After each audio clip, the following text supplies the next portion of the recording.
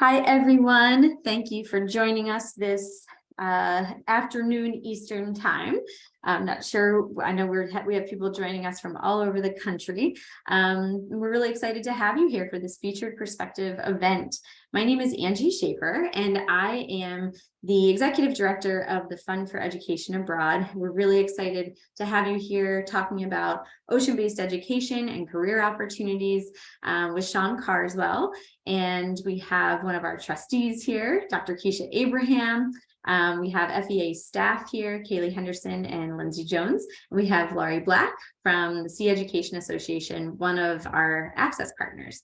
So I'm just going to kick us off with a little bit of information about FEA, including some information about one of our upcoming deadlines for our scholarship applications, talk a little bit about Access Partnership, and then I'll have Laurie talk with us about the Sea Education Association, and then we'll jump into a conversation with Sean Carswell, who will be introduced by Dr. Abraham. So the Fund for Education Abroad, if you are not aware of us, welcome to our family, welcome to our community. We are a nonprofit organization dedicated to funding students so that they can have international education opportunities.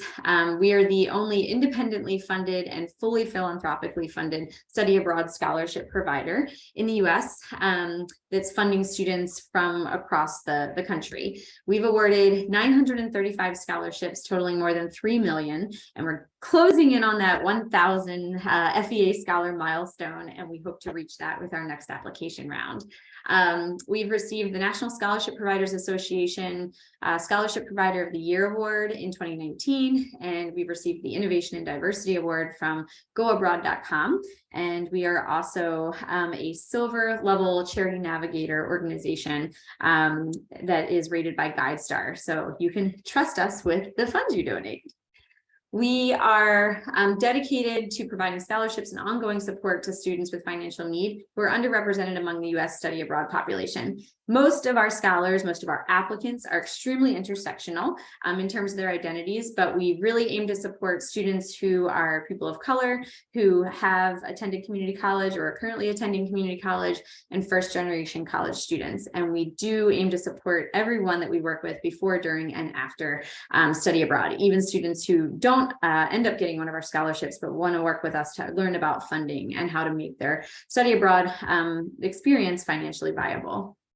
We have a vision that education abroad is an integral component of higher education, and a vision that all U.S. students have equal access and support as they plan to study abroad. We want everyone who wants to study abroad to be able to have that experience. We recognize that financial barriers are a big piece of that, and we are here to help students overcome that hurdle. And lastly, we are guided by our JEDI principles. We were born of the imperative to increase access to education abroad, and our call to action always has been, and will always be justice, equity, diversity, and inclusion. And so we are grounded in this in all the work we do. It requires us to think constantly about the accessibility of our scholarship applications, our award process, and how we support the students, the advisors, and everyone that's a stakeholder in this work that we do.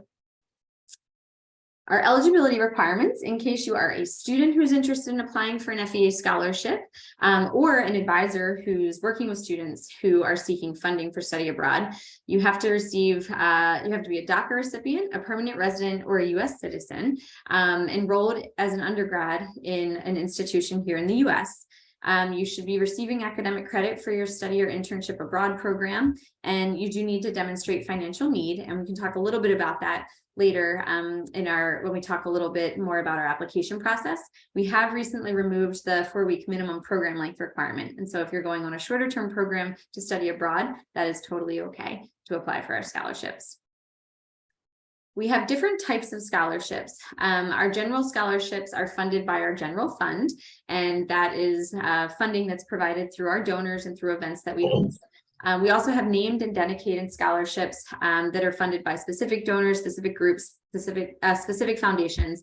And then we have our Access Partner scholarships. So the Sea Education Association, you'll hear about today, is one of our access partners. It's a membership program of 16, actually it's now 17 program providers and international institutions that work with us to support students who want to go on their programs abroad. And so again, we'll learn a little bit about the SEA Education Association today. And our access partners, this is a full list right now, and we are working to grow this list. We know that people that work and study abroad really truly understand the importance of the work we're doing and the importance of supporting more diverse student groups abroad. And so these are our biggest supporters, and we're really, really grateful to them. And so with all of that being said, I'm actually going to save that part for later. I'm going to stop my share. And I'm going to have Laurie Black talk to us a little bit about the SEA Education Association, our partner in this program today. So Laurie, just let me know if you can't share your screen for whatever reason. I think I'm. Hey, can you see it? Just oops. Get it onto. Where my slideshow go? Not letting me put it on the slideshow. Okay. Well, hello, everybody. My name is Laurie Black. I am the Dean of Enrollment at SEA, the SEA Education Association. I have worked with FEA since the beginning, and I am very pleased to be able to bring SEA to the FEA family. So really pleased to be here today, and thanks to FEA for organizing this. I apologize that I think if you hit enable content, it might let you share it, Laurie. Maybe. Is it not sharing at all? It's sharing, but it's just Okay. the slideshow format. No, it's my Zoom stuff is over the screen sharing is right over my slideshow thing. Anyway, we can just go with the visual. Sorry about that. So SEA is an organization based in Woods Hole, Massachusetts, which is a center for oceanographic research based in Cape Cod. We have been around since 1971. Our first student programs went in 1972.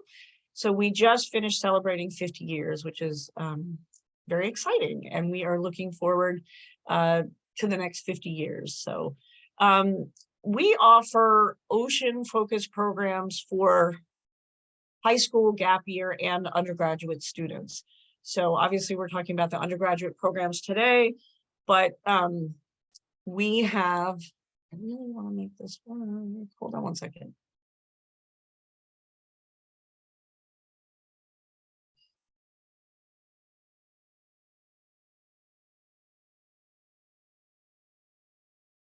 There we go. All right, is that better? We lost your screen now. All right.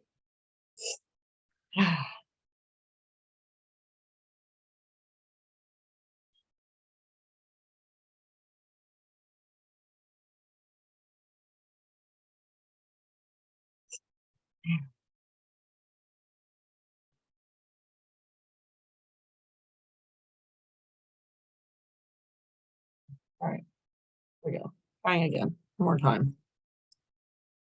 All right. How's that?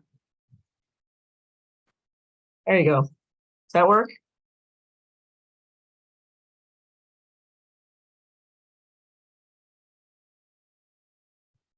Yep, all good. You can see the ship? There you go. All right. Okay, so we often offer ocean-focused programs which focus on a variety of issues that are really critical to the world today, including climate change, ocean plastics, coral reef conservation, environmental justice, coastal communities in the 21st century, marine policy, and believe it or not, almost any topic these days can be related to the ocean. You can see some of our upcoming programs. So we have a range of opportunities. We offer summer programs as well as fall and spring semester programs. There are a range of different topics. Some of them are more STEM and science oriented, and others of them focus more on social science and humanities.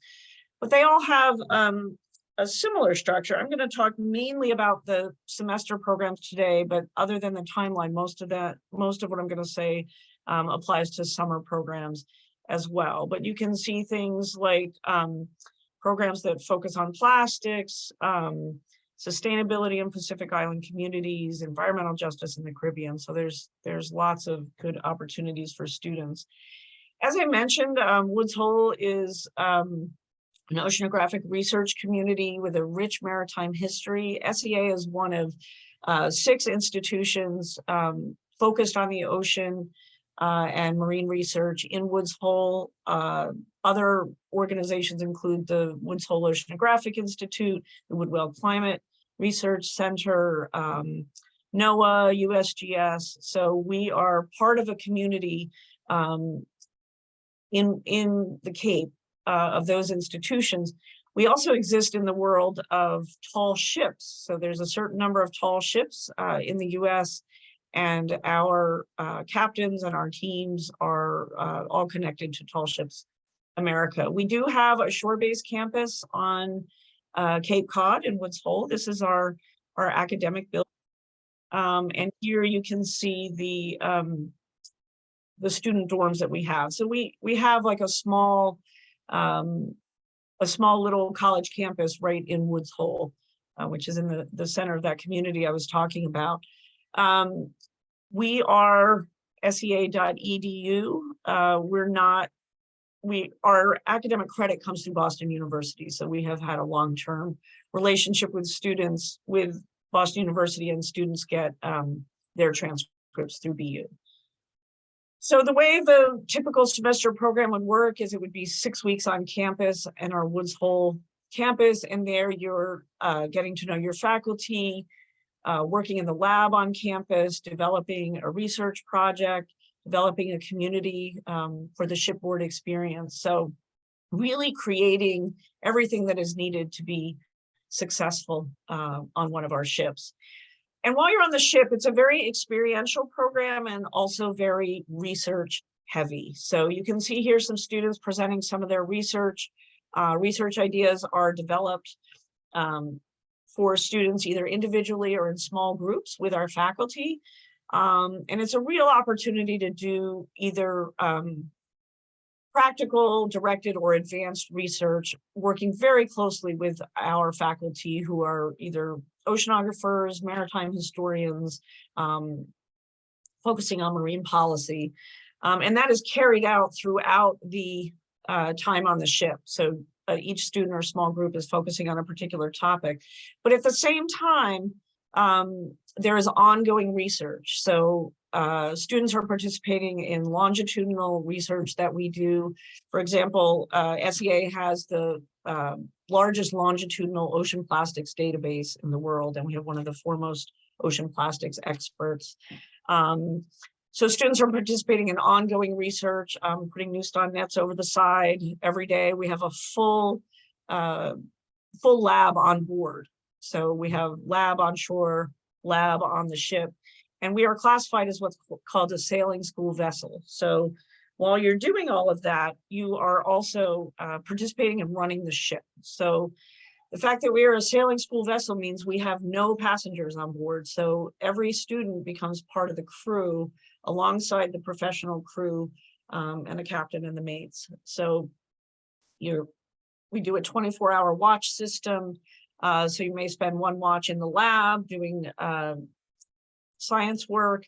You may spend the next watch hoisting sails like you see people doing here. So it's the full sort of experience. We have 2 tall ships. We have the Robert C. Siemens, which operates in the Pacific, and you can see some of the details of that here. We have the SSV Corwith Kramer, which operates in the Atlantic. So the Siemens usually goes between California, Hawaii, American Samoa, Tahiti, New Zealand, and the Kramer goes between Woods Hole, Florida, US Virgin Islands, sometimes to Bermuda, Bahamas. So they both have their different cruise tracks. So if you're looking at an SEA program, you want to look at the combination of the program content as well as the cruise track, because if you're doing marine biodiversity in the Atlantic, it might be very different from doing marine biodiversity and conservation in the Pacific. That's the quick overview of SEA programs. You can learn more about us at sea.edu, and we will be happy to answer any other questions. Thank you so much, Laurie. And now I'm going to have Dr. Keshia Abraham, one of FEA's trustees and one of my favorite humans, introduce Sean Carswell, who is a maritime professional who's going to be talking with us about career exploration in ocean-focused careers today. Great. Thanks so much, Angie and Laurie. I love getting to learn more about what SEA is doing and hearing the updates and more perspectives on the wonderful work that FEA is doing as well. I'm so excited about today's conversation. I've been thinking about this all week because it's bringing together some of my favorite humans as well, getting to talk about some, I think, really innovative and exciting ways to think about how we really build the future that we're trying to really build and create opportunities for folks in some really, I think, just fascinating ways. So, hey, Sean. Hey, how you doing? Great. I am so excited to introduce you. I'm going to go through your bio because I'm so proud of you. I know. So proud of you. Every time I read this, I'm like, this is the brother I met a billion years ago, just after you graduated, I think, right? Yeah, it's been a decade or two. Geez, wow, when the time fly? At Yeah. least, yeah.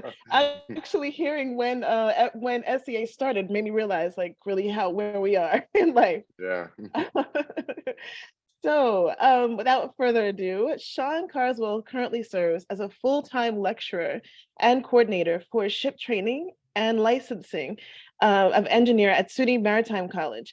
At Maritime College, he serves as a senior engine training officer for the college's summer sea term, faculty advisor on the campus National Society of Black Engineers chapter, and active with internship programs for the entire student body. Prior to teaching in the classroom, Mr. Carswell has worked as chief engineer on tugs, transporting oil barges on ships to ships and oil refineries on the Hudson River. He served as a subject matter expert in rail and bus transit safety, including state safety oversight, rail operations, maintenance, rule compliance, and training programs, as well as bus operations and organizational management. A majority of Mr. Carswell's project work involved working with the Metropolitan Atlanta Rapid Transit Authority, otherwise known as MARTA, what gets us AUC students to and fro safely. Other project teams Mr. Carswell's been part of is the Pennsylvania Rail Transit Safety Review Program, Maryland Transit Administration safety oversight work on behalf of Maryland Department of Transportation, Jacksonville Transport Association oversight on behalf of Florida Department of Transportation. I mean, basically you named the state and this brother's been there. This is just so exciting. Yeah, I'm so proud of you. Having all this background, we are delighted to have you in this conversation today so that we can really look at the work you've done, the way you understand the importance of global learning in this space. And let's not forget, I think one of the most important elements too, is thinking about how all of this intersects with folks who may even have relationships with your beloved Kappa Alpha Psi fraternity. Because I think there's some intersections that we don't often think about who needs to study abroad and why, right? So what brings you here? When I said, would you do this? What made you say yes?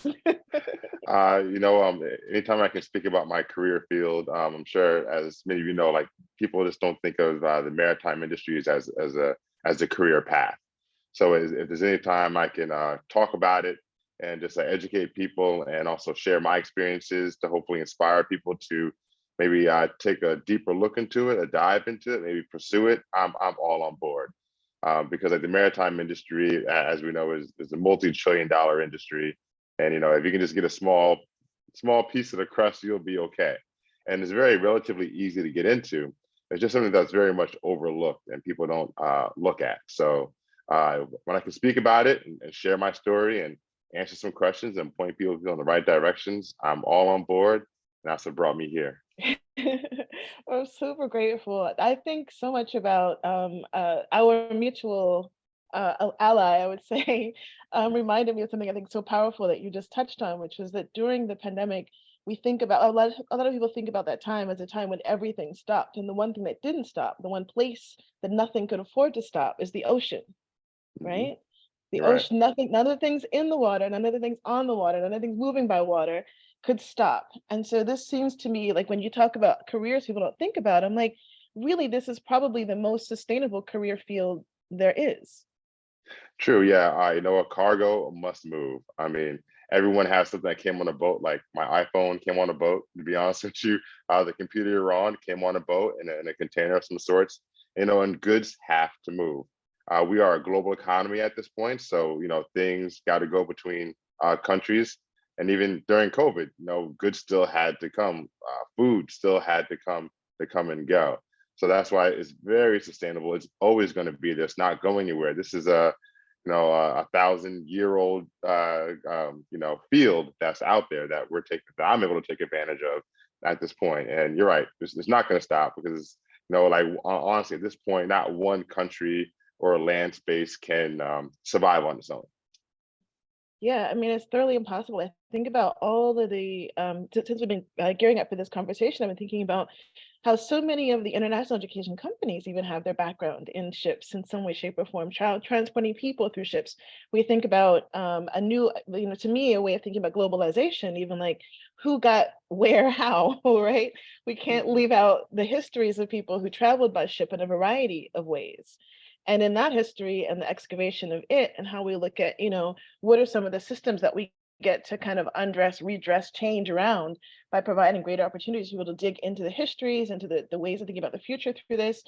I keep thinking about like the global reach of study abroad and maritime careers and what happens when you have a background that brings all of these things together. Did you get to study abroad when you were in college? You know what I did the study abroad program I guess that I kind of participated in is called our summer sea term.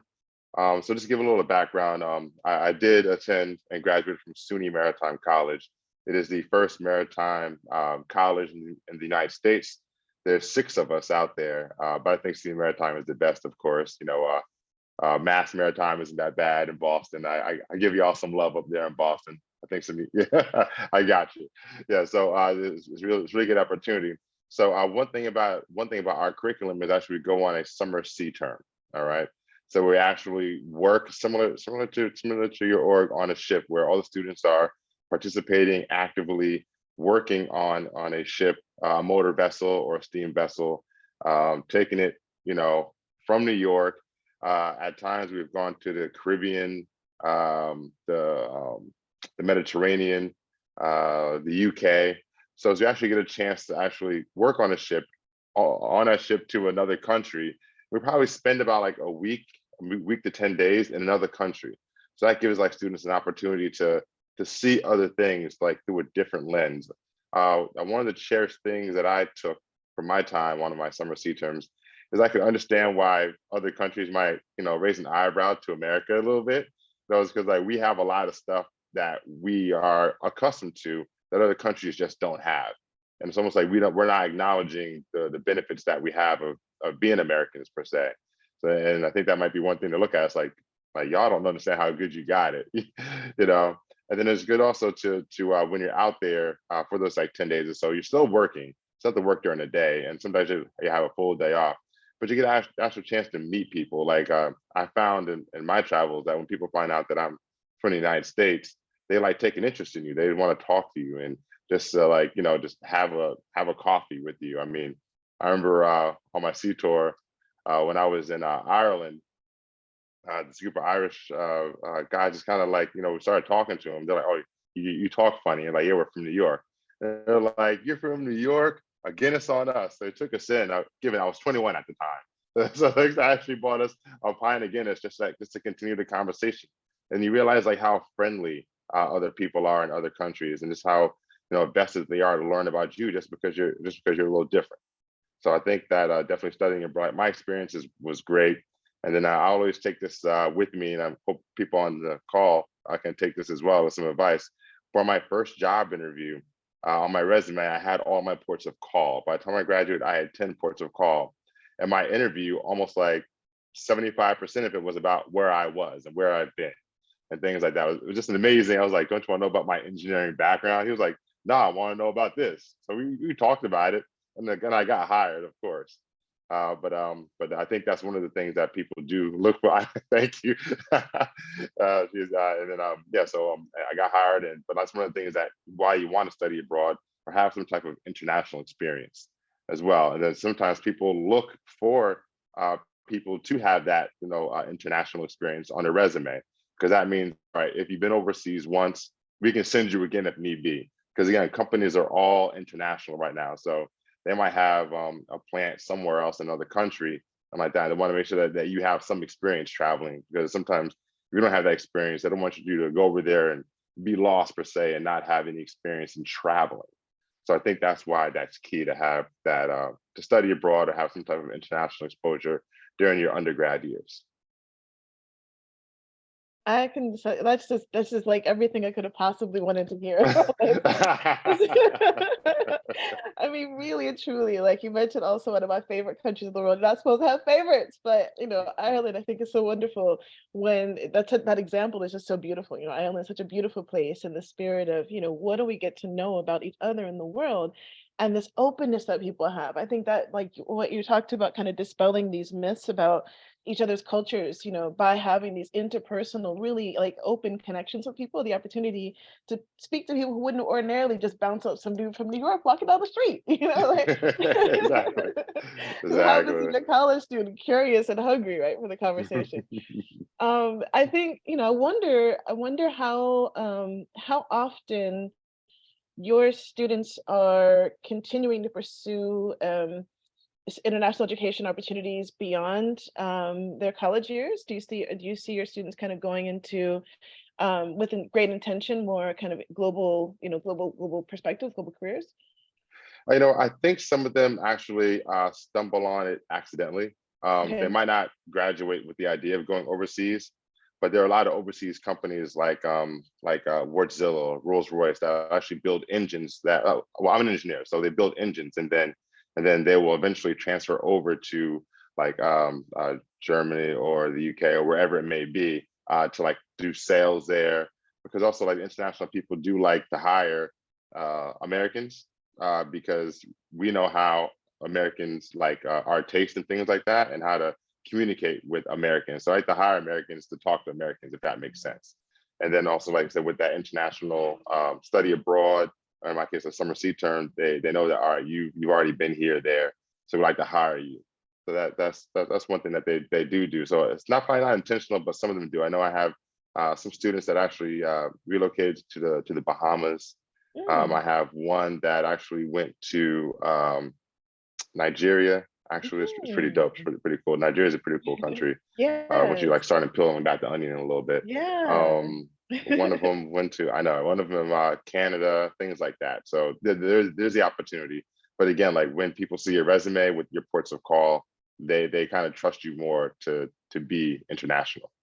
Yeah, I think this is so important. I wonder about how we had some really good questions that came before today's conversation. And one of the things that you just said made me think about one of those questions, which was how do people start finding internships? So, you go through the program. Is it that your professors link the students? How would somebody kind of start finding internships in this field, in maritime fields? Sure. So I would definitely look at first I would take a look at the major carriers like Evergreen, what is it, Maersk, like the major container shipping companies.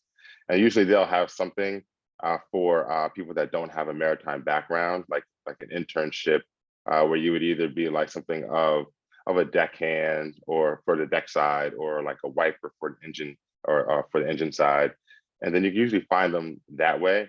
If you attend one of the maritime academies, most of our academies have a robust internship coordinator where they can find you an internship if you're looking for it, licensed or non-licensed, if you're interested in sailing. But I think you need, first things first, take a look at the big boys and see what's on their website, and see who has internships for non-licensed individuals. And and they do enjoy non-licensed individuals because, you know, sometimes when you're taught to be a mariner, you're taught a certain way. And sometimes sometimes you learn different tricks of the trade from different countries, but they like to take people that don't have any institutional or learned biases on how to do things. So they like those type of individuals just have an interest in sailing. So there's an opportunity for that. Also, if you want to start on tugs is a great way. You don't have to be licensed for that. And tugs are always hiring because ships always need help moving in. As you said, Keshia, I worked on a tug that moved oil. So tugs can move oil to ships. That's another good entry point into the field. And then once you start doing that, if you like it and you want to pursue it, then you can kind of work your way up through, we call it the hawse pipe, where you upgrade your license through time and work. Or you can go the quick and easy way, which I like to call it, is the Maritime Academy way, where you actually graduate with your third assistant engineering license, which is like the lowest license officer. So you actually have a license and you get your degree as well. So you have like a two-pronged approach by going to one of the academies. Also, if you're interested, you can also take a look at some of the schools. I know my school does offer it, a master's program. And then a master's program, you can, so it's a 2-year program, but you can go with the master's program with a license, and that will actually put you into the license curriculum where you can get your license in 2 years. I have a couple of mentees that are phenomenal. I have one that worked their way through the graduate program, one that transferred in the graduate program, and they're working on ships right now. And when I say it's lucrative, it's very lucrative. I'll just share, like, one of them's making like 800 a day right now. And I was like, I need to stop teaching and hop on a ship right now. To be honest with you, it is so tempting sometimes to be like, no, at Maritime, I love you guys, but I can't turn down that kind of coin. But of course, I love the students, you know. So that's another entry point. Oh, that's great. Sean, I'm saying, like, what's that website, man? So, oh, I definitely put in the chat for you guys for my schools. So you can come check us out. We need that. We need that. I think it's so interesting. You said earlier how, people don't know about these fields, people don't know about these careers. And it's something that even people who end up going international or ending up in this field, I think most of us who work in international education also would say that we never saw ourselves here. Like, we never saw this being the path because it wasn't something talked about as a thing to intentionally do when we were growing up, right? Like, I just studied abroad a bunch and it's like, wait, where's everybody who looks like me? Why are they not studying abroad too? We got to find each other. What do we do about that? So, you keep creating these pathways. But I wonder, I think there's something to be said about experiential learning, have the opportunity to come into this space the way that you just described, whether it be through an internship, the way Laurie is describing also in the chat, you go on a program like this, you really get a chance to kind of experience every angle, every direction of what's possible in a maritime space, so that when you leave, you're it's like studying abroad. I mean, you are studying abroad, but you're also having that part of study abroad that helps narrow who you are, helps you expand in the world, and also kind of narrow your internal focus in some ways, right? I think sometimes we talk so much about barriers to entry, like why, so and so, this group and that group and these folks and those folks don't do this and don't do that or whatever. But I think some of it seems to be also where do we begin to understand our freedom and what could help create a greater sense of that? And it sounds like what you provide in maritime institutions, maritime kind of careers, has a lot of capacity for creating a greater sense of freedom, independence, and awareness in people, because you're traveling, you're working in something that is sustainable. Just kind of wondering, what do you think about this? No, I think it definitely does. Like, for example, I would give a great example. When I was sailing, I was actually working for Tyco Electronics. It's called T Subcom now. Where basically, and this is the thing I didn't even know. Like, I had no idea that there are like millions of miles of fiber optic cable laying on the ocean floor. Like, who really knows that? I had no idea. So I was working on this vessel that actually, it could either lay cable, pick up cable, and repair cable. So, like, honestly, like, for the most part, I thought that, this is me being like younger, I thought like when you made a cell phone call, you were calling up to a satellite and it came back down. No, it's actually going to a repeater to like somewhere on the beach, and it goes on this fiber optic cable to another country. That's how it kind of works. So then when I was actually, that was a great gig, by the way. Honestly, I'll still be doing this gig. One drawback, sorry to take a segue. One drawback about sailing is you're out for like 3 months at a time, so maybe sometimes 4. So you miss a lot of holidays, you miss a lot of special events. So then I didn't want to miss one of my best friend's weddings, so I kind of skipped one of my tours. But you are out there, so you miss things. However, bringing it back to my point, I was actually in Taiwan, in Geelong. That was my port city, which is maybe a 30-minute bus ride from Taipei City. So then I was actually out there for 4 months, and once I got done with my day, I normally would go into Taipei City just to hang out and just experience the culture, things like that, and to see how another country lives, because I was always there at short times before, but I was there for an extended amount of time. So then you get to see how other people live, and then you realize this is kind of cool, and you'll find certain aspects of a different culture that you fit into, and you're like, this is something I would like to adopt in myself, and then also so like I said, the Asian culture is amazing. Honestly, I would still be out there. My goal was actually during my off time to actually live in Taipei City. I had my apartment picked out at the time. Taipei 101 was the tallest building in the world. I had a great view of Taipei 101. It was near all of the entertainment stuff. And then believe it or not, I had a 2-bedroom lined up for $200 a month with a view. So that really kind of gives you perspective, because in America, you can't find anywhere to live, a 2-bedroom for $200, not even in the deepest South or middle of the Middle West. You're not going to find that. So it gives you kind of perspective, and it kind of makes you take a look at yourself and how you are living. And I guess not to say the wrong way, about how wasteful you may be sometimes, or you may have been with the lifestyle that you're living. I swear, in Taipei, you could eat good for $20 a week. I'm talking about 3 meals a day. That's how crazy it is, and it's good food. It's really good food. So definitely has yourself taking a look at just yourself internally, different cultures, like I said, things that you want to incorporate into your own personal lifestyle or your person, to make you the best well-rounded you that you can be.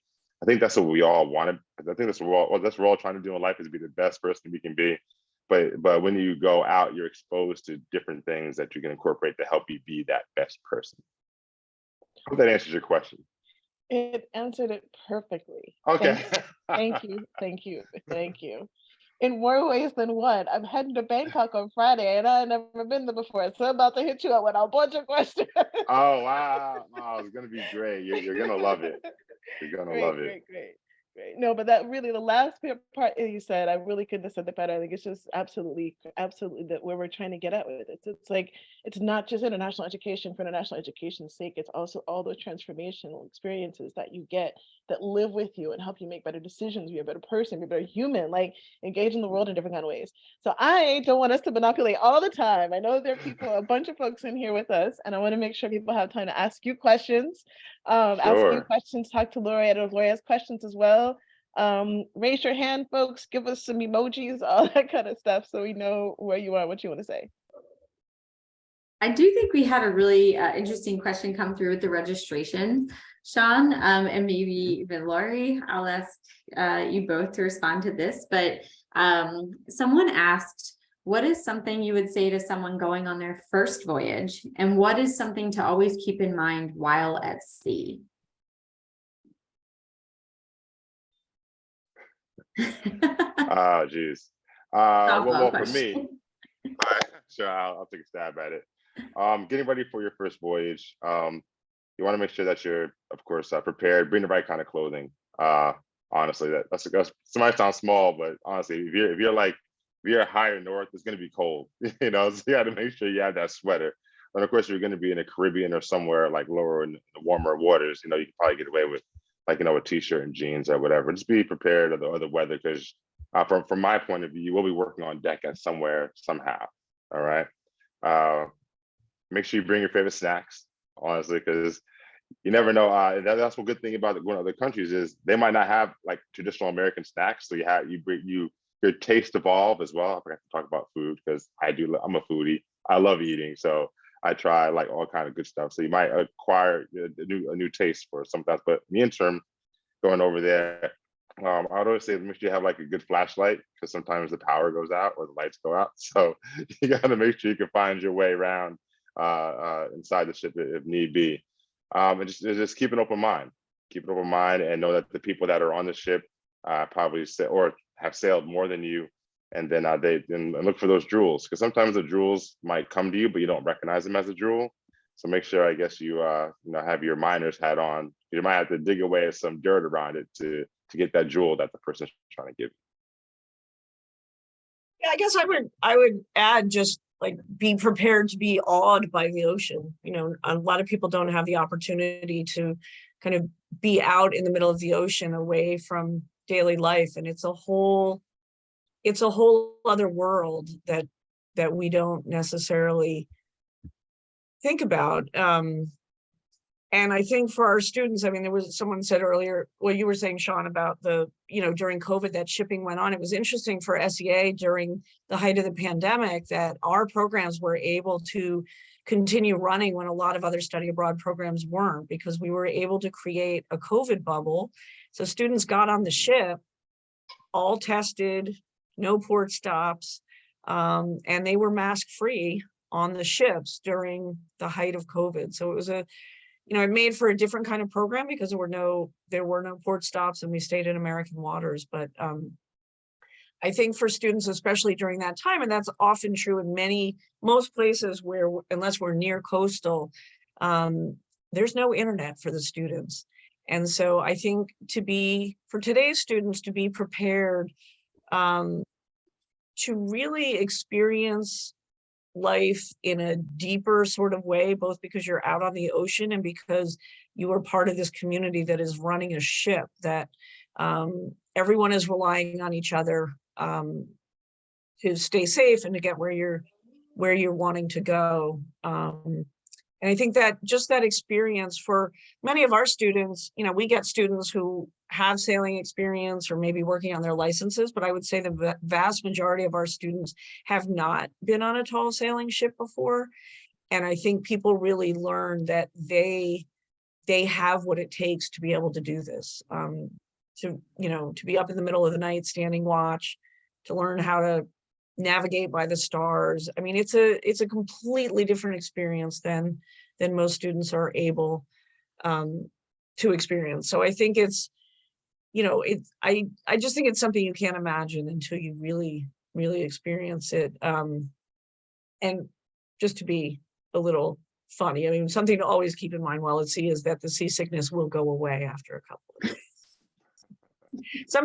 A lot of students will say, well, I can't do your program because I get seasick. It's like, well, almost everybody does, but after a couple of days, you're good. Oh yeah, I got totally agree with that seasickness. Yeah, like once you get your sea legs, it might take a day or two. You're moving with the ship, and then your seasickness should go away. But one thing that Laurie did mention, I got to bring home, like when you're out in the middle of the ocean, like let it be like during the day, especially at night, and the moon is there, and you look around, there's like nothing, just except this blue water or dark blue water if it's at night, and you kind of realize, even though you're on a big ship or a tall ship, like how small you really are on this planet. Yeah. And then you always got to wonder what kind of difference can like me as a small person on this planet make once I get home. That's things I always think about, but you realize just how small things are when you're out there, and it's a great, like Laurie hit on the head. That's a great feeling. Just look around and like all you see is blue, and you're like, wow, I'm in the middle of nowhere. And I think it's interesting, and you started to touch on this idea, because sometimes we have people who think that SEA programs are not study abroad because you're not in one place necessarily for a long time. But I like to argue that there is an entire maritime culture that transcends nations and history. It was said earlier, like how the ocean touches, Keshia, you were saying this, how the ocean has, touched so many lives and been so critical, and it plays a part in almost everything that we do in some way. And so, when you look at things like ocean conservation and marine policy and climate change, they are all related to the ocean. And I think students come to understand how they can be part of solutions that will make a difference in the way we live going on. And, the ocean is such a vastly underexplored part of the planet. It's a huge part of the planet. And I think we still have so much to learn about it. So I look at that as a really, high impact experience for students. They get to be involved in research. They help focus on what their experiences are. And I think that's what's at the essence of a study abroad program. And certainly there are opportunities to learn about, other countries, other cultures, other practices. We have a summer program that's goes out to the Phoenix Islands out in the South Pacific, where they have the largest living coral reef preserve in the world. And, that, I think there's lots of different kinds of valuable study abroad experiences, and I think that's one.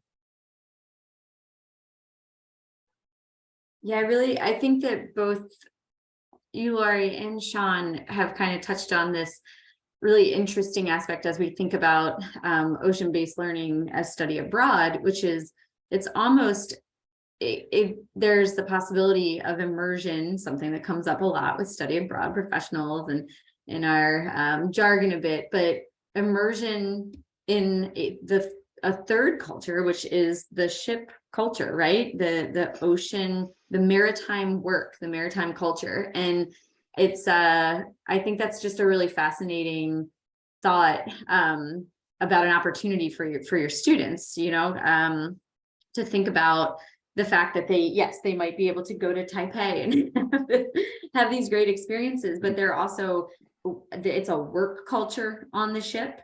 It's a community of learning culture. It is exploring the ocean, which, like you said, Laurie, not a lot of people get the opportunity to do, particularly at the undergraduate level or as young professionals, Sean. So to really, I guess, for us at the Fund for Education Abroad, we're very intentional with this partnership with SEA, because I do think it should be recognized as an immersion learning opportunity that is very different than anything anyone could get at a US campus. And so we're really grateful to SEA for making this partnership possible, and to Sean for really speaking about the career opportunities that could come from this kind of an experience. It was interesting. We were looking at something in our office the other day, and it's a challenge for us because we don't neatly fit into categories for study abroad and advisors. I think the most typical structure is for advisors to be geographically aligned. So I think more and more schools are saying, let's look at different majors, and I think that's helpful. But we came across a school in our office the other day that had, it was geographically based, I suppose, but there was, Europe, Africa, Asia, Latin America, and oceans. And I was so happy to see that, because I think takes up more space than any other country in the world. Yeah. Oh, I love that so much, Laurie. Yeah. So much. I wish more offices would have that.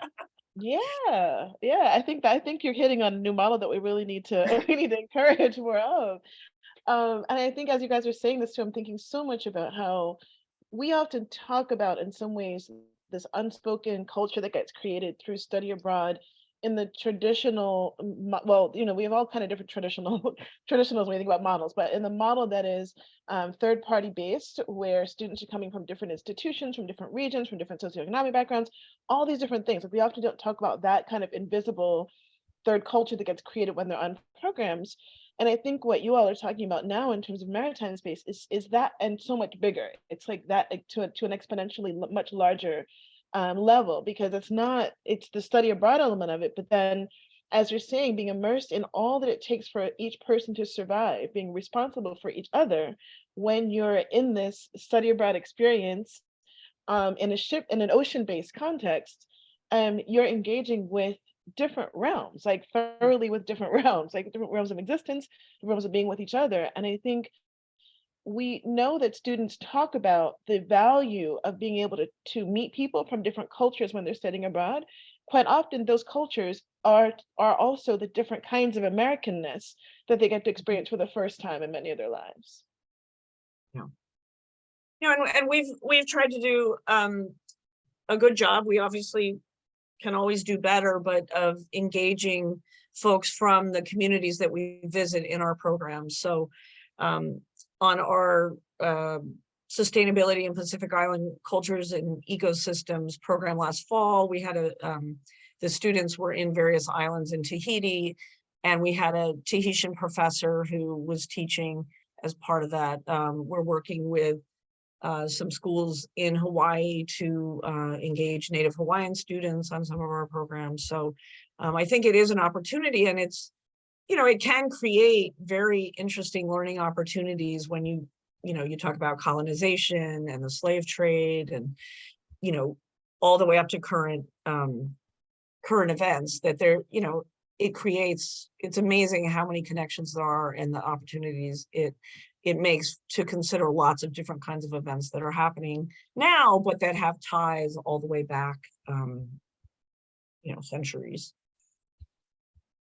I'm thinking too about some of the kind of the carryover from thinking about how study abroad offices often and institutions often approach, where do you want to go in the world? And it's by country. Thinking too about how working at institutions, our career offices, if students come back and they want to go back abroad or look into how to get abroad again, or do something international for graduate school, I can pretty confidently say that the institutions where I worked, I don't think anyone was asking students, what about a maritime career? What about a career that could take you to lots of different places? And so I think a takeaway from this conversation, even for me, as somebody who is a mentor with my institution's career office as an alumni, is I should be thinking about that too. I should be saying to students, regardless of their background, although especially though, Sean, as you were mentioning, for engineers or students coming from very kind of particular technical majors, this could be a great opportunity, but it sounds like there's so many other skill sets that would be beneficial to bring to a maritime career as well, that a lot of undergraduates, because of the way U.S. undergraduate education is approached, are pretty well rounded, right? So I think that this could be kind of a challenge for all of us to take away, which is talking with our alma maters, talking with our institutions, thinking about making sure those maritime career pathways are also visible to students as opportunities as undergraduates or recent grads. Well, and I think we get a lot of students, a lot of times I think the sort of ocean is idealized, but we do get students who've may have grown up near the ocean or dreamed of being a marine biologist or are interested in oceanography, and it really gives students an opportunity to see what that's really like, because I think, like anything, you have this kind of stereotypical perspective on something, but I think this kind of program is something that is very hard to imagine. So putting it out there as an option for students, because it's something that they probably don't even realize exists, is important. Thank you. Well, if we don't have any other questions, I'm just going to very quickly share some information about our scholarship applications, the deadline of which is coming up. We are going to be closing our summer, fall, and full year study abroad application for Fund for Education Abroad scholarships on January 18th at noon Eastern. So if you are a student or you are working with students who might be interested in applying for a scholarship from us for the Sea Education Association Access Partnership, or for any study abroad opportunities, the deadline is next Wednesday at noon Eastern. We will be going through our review process into late March or early April, which is when we'll be announcing our scholars that will be receiving the funds for summer, fall, and full year. And so we're very excited about that deadline. and looking forward to receiving lots of applications from amazing students and hopefully some future Maritimers in the works. And if you all have any questions, you can reach out to us at the Fund for Education Abroad. I'll drop our email in the chat. But there's lots of ways to get involved with the work that the Fund for Education Abroad is doing generally. We always welcome reviewers for applications. We are always welcoming people to help us with the different fundraisers we have throughout the year, which are the basis for the scholarship funds we're able to provide. And we are always happy to be part of any info sessions you have about study abroad and funding study abroad opportunities. So lots of ways to connect with us. We will be sending out a recording of this session to everybody who registered today. I think it was just a wonderful conversation. I'm so grateful to you all for joining us, especially grateful to Sean for being our featured perspective. Sean, I'm sorry, but this was so great that we're probably going to be hitting you up again. So hopefully you say yes. I'm ready. I'm ready. Let's go. I'm ready. Because the work to do to open people's ideas about what study abroad is and what career possibilities are out there that are international in scope. So thank you all so much for being a part of this conversation. Thank you, Keshia, for leading the conversations. Thank you, Laurie, for sharing information about C and being an access partner to FEA. That is how we sustain our work, and it would not be possible without our access partners. So thank you all for being a part of this, and have a wonderful, wonderful rest of your week. Thanks, everyone. All right. Bye-bye now. Bye. Everyone, thanks so much. Thank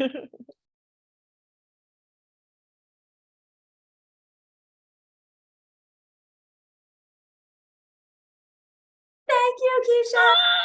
Guys, so much better. It's so great. It was so great. I mean, he's I love amazing. his enthusiasm. He's really amazing. Like amazing, amazing, amazing, amazing. I just love his enthusiasm. I love his whole, like, I didn't know